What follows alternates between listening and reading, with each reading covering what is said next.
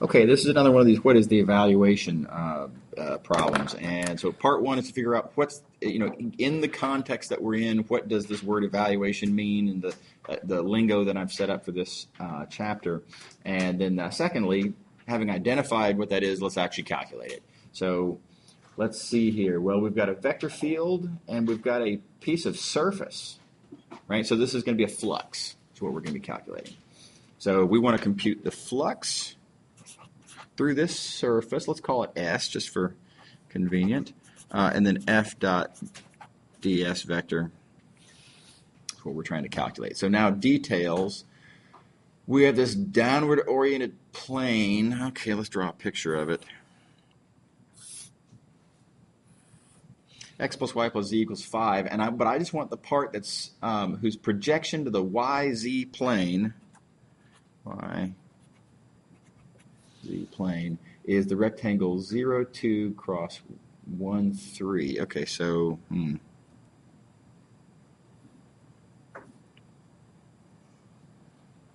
so I want the part of a given plane whose projection into the yz plane is that 2, 1, 3. Well, our plane is something like this. And so the part of the plane whose projection into the yz plane is that is going to be, well, it's going to be a little hard to draw.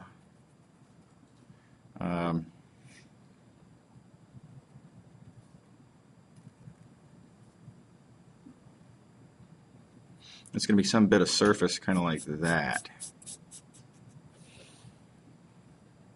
Does that kind of make sense? Okay. Now, being able to draw it really, really well and perspective and angles all just right and really popping three-dimensionally is going to be non-critical in this case, because most importantly, what I need for this bit of surface that I'm calling S is I need to parameterize it.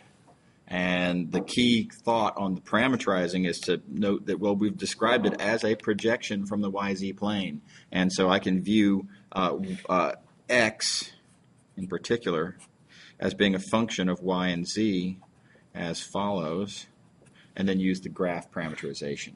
So specifically x, y, z. Well, I'm going to view y and z as my independent variables. I'll call these u and v. And then x is what it sort of has to be in order to satisfy this equation. So x is going to be 5 minus u minus v.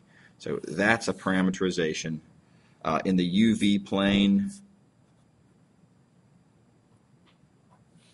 well, the uv plane the uv plane is of course going to look a lot like the yz plane, and that's the range of values of y and z. So similarly over here, range of values for u and v.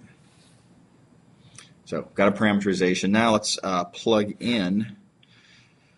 Let's see. First, I suppose I need to know my capital N vector. Well, okay, no worries. Here we go. Let's calculate. XU is -1, 1, 0. XV is -1, 0, 1. N is the cross product of those. Let's see, it's XU cross XV, and that's going to be 1, 1, 1. That's kind of cool. Now, let me give you just sort of a warning about a particular little landmine that a lot of students step on.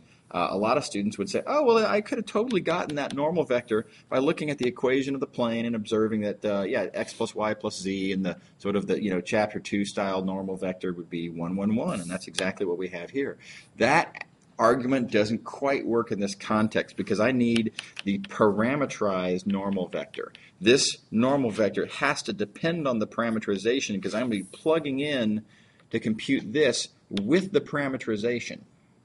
So you have to calculate this normal vector relative to the parameterization. What can happen sometimes is that you might have, for example, so for example, this x plus y plus z, What if I had written that instead as 7x plus 7y plus 7z equals 35? That's the same plane, but 777 is not the same as this. Is that cool to everybody? Yeah. So you got to be a little careful with that that business. Okay, so let's wrap this up then. We're computing this flux. Flux is double integral of f dot n du dv. F, let's see, where is, F is given to us. F is defined in terms of the parameterization as, well, let's see in the statement of the problem, F is z, comma, x, comma, y. So z, comma, x, comma, y. There's F in terms of the parameterization. Let's see, dot n. Now n, right there, 1, 1, 1. du dv. So when we have, let's see, well, v goes from 1 to 3. U goes from 0 to 2. And then you multiply this out, and let's see, we have, well, it's 5 du dv. This works out really nicely, as it turns out. Oops, sorry, I had that in the wrong spot. So we have just 5 times the area of that thing, and that's, the area is 4, so this is 20. Does it make sense to everybody? Any questions?